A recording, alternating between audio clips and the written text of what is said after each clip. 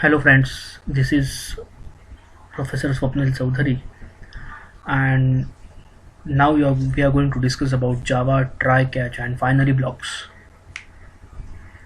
This try catch and finally blocks appears in Java programming, and which is very much essential when we do lengthy codes. Mostly what happened if exception means one of the problem occurred in runtime program. So if an exception occur in runtime, then our program will halt. Then what will be the next lines after that exceptions will not execute. So to handle the exceptions, something should be there. So to handle exceptions, there is a try, catch, and finally block, which handle that exception, and it will execute the rest of the lines also. So our program will execute properly if exception is occurred by using try, catch, and finally blocks. So let's start with the what is meant by this try, catch, and finally blocks. So the first one is a try block. So the try block contains the application code which is expected to work in normal conditions. For example, recording a file, writing to database, or performing complex business operations that is used. A try block is written in try keyword followed by the curly braces. So whatever be the things, if we want to check it out, then we are going to write that things in a try block by using a try keyword and by using a curly braces.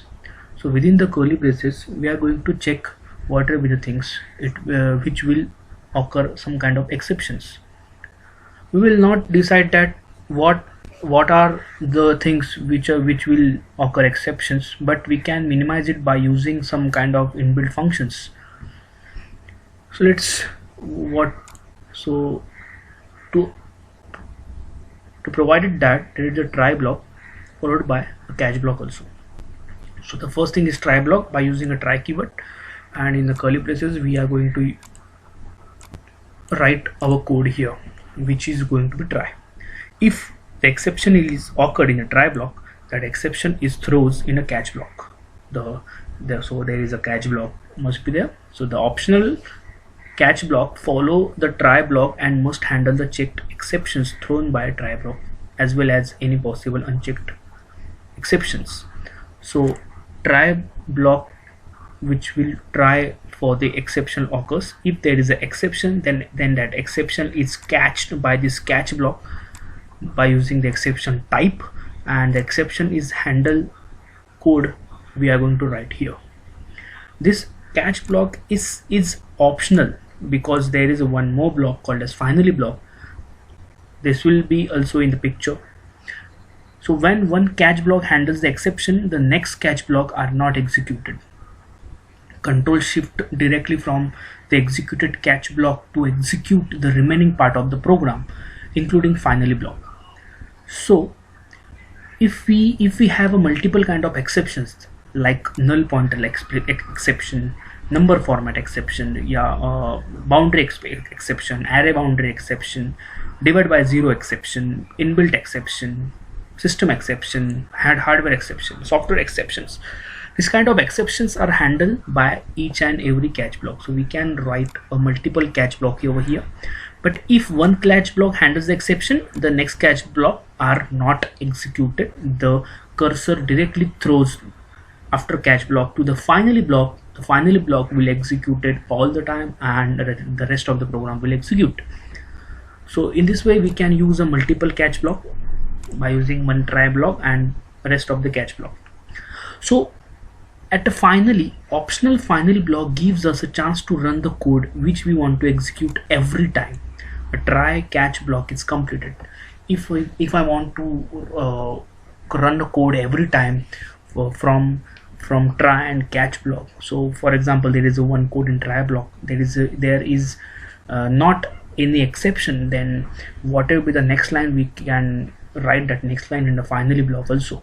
So if there is a exception in a try block, So after handling the next exceptions, we have to execute that line. So that's why that we can write that line in a finally block. So finally block will execute always. So first one is try block, next one is catch block. There are multiple catch blocks also, and the last one is finally block which will execute all the time. So only try block is mandatory. Try block which with catch without final block, it is okay. This will run your program. Try and catch method. By using this also you can write your method. Otherwise try and finally method, but here your exception is not catched by, here exception occurs and directly next line will execute. That's it. But that exception is not catched by the catch block and not handled by the catch block. That's the difference between this.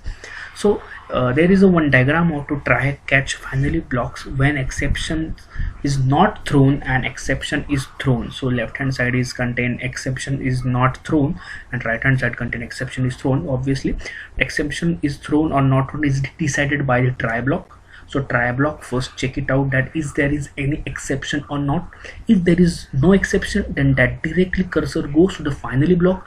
Whatever be the things in finally block, this will execute, and again the next line of the code will execute. If there is an exception, then try block find it out that which kind of type of exception is there. According to that exception is thrown to the catch block. If there is a multiple catch block, the particular catch block will catch the exception, handle the exception, and then again goes to the finally block, and finally whatever be the things written in the finally block that will execute it, and then again the next line of code will execute. So in this way try and catch block will run. Let's see the examples. There are 3 examples I have here. Try catch block. So let's see one by one. I'm going to use a magnifier over here.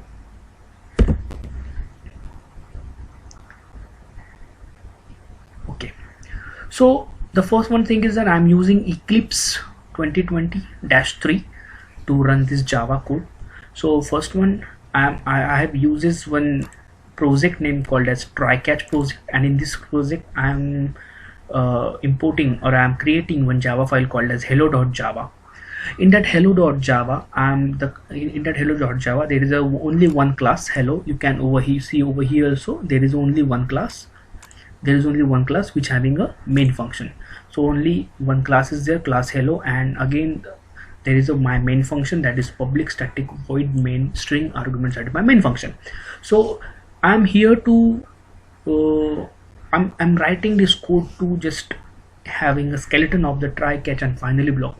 So the try block is always start with a try keyword, and the try keyword is here used in the curly braces. Whatever with this is a body in which you can try your try block. So you can try your anything. If you have a doubt that this will create exception, then that doubt thing you can place in this try block.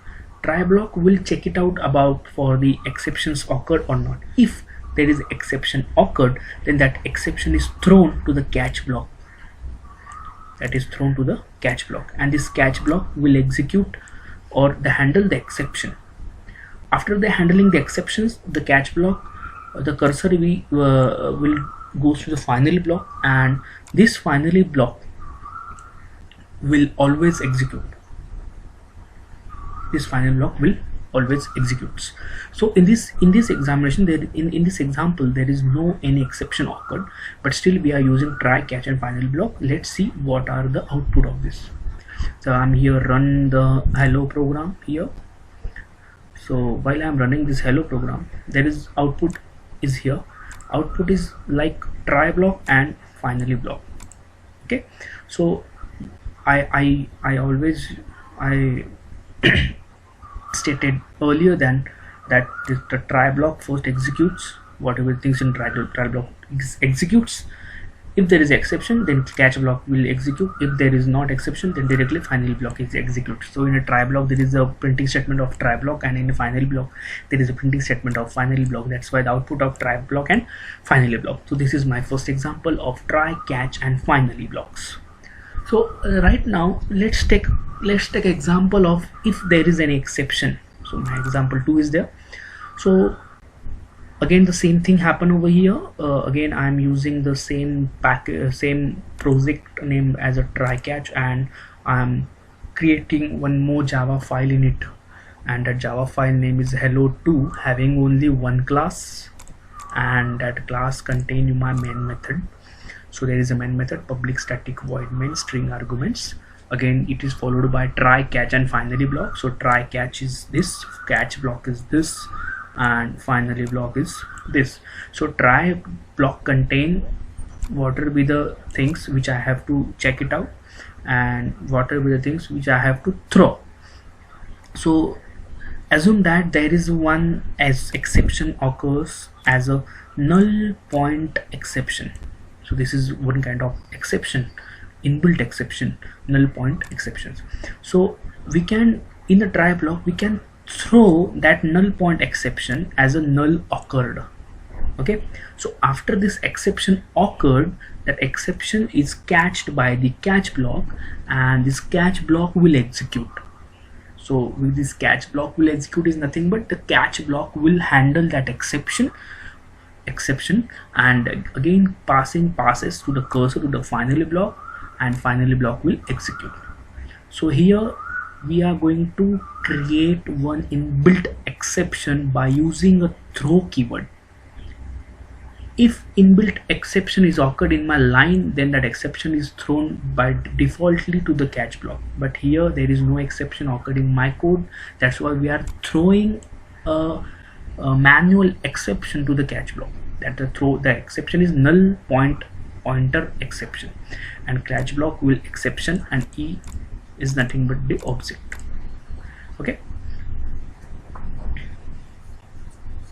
So throw is a keyword to throw the exception. So again we are going to analyze these things. So run this program and check it out.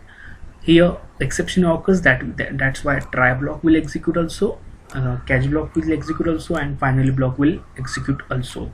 All three blocks are executes. And if we type something over here above, after the finally block, if you type something finally block after finally block, this will also execute, because the next line of the next line after the final block will also execute. So in this way we can use the try catch and finally. This is very much efficient method. If we don't use try catch and finally, then if there is an exception occurred in my program will not execute the further lines. So that is a main advantage of this try catch and finally block. Okay, and there is my third one example also. This is a multiple catch block example. Okay, so let's start with the things. Again the same thing, I have uses class hello3. There is only one class is there, and this class contains a main method, public static void main method, and then a try and multiple catch block, and then a finally block. This will execute. The first is try block will check it out for the exceptions. Here are manual exceptions throwing, that throw new null point exception, null occurred, and there are multiple catch boxes for handle multiple kind of exceptions. So number format exception is different, null point exception is different, a simple exception is different. So according to the exception, the whatever the exception is there, that is this catch block is mostly similar to the null point exceptions. This can handle only null point exceptions, and our try block throwing a null point exception. So obviously this catch block will execute. This catch block will catch your exceptions and handle your exceptions and process it. So in this example, this catch block and this catch block will not going to execute. Only one catch block will going to execute, and it is straightforward that after execution of this catch block, the cursor moves to the finally block, and after the finally block, the rest of the lines. So when I run this program, when I run this program, so there is a null point exception, and this null point exception and this catch block contain catch block 2. So the first is try block executed, then catch block 2 executed, and then the final block is executed. If I don't write this finally block over here and run my program, there is also, it will run at a catch block 2, and I'm writing over here something system dot out dot println,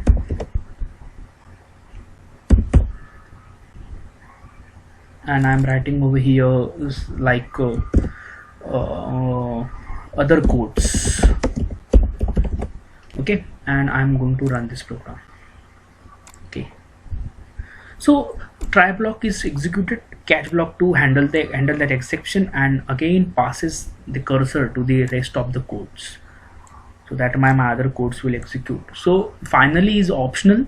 You can use, you may not use, but if there is any force that this line will execute after any try or catch block, then you can use a finally block. So this is very much useful in your programming developments, application developments, and which very much efficient method to use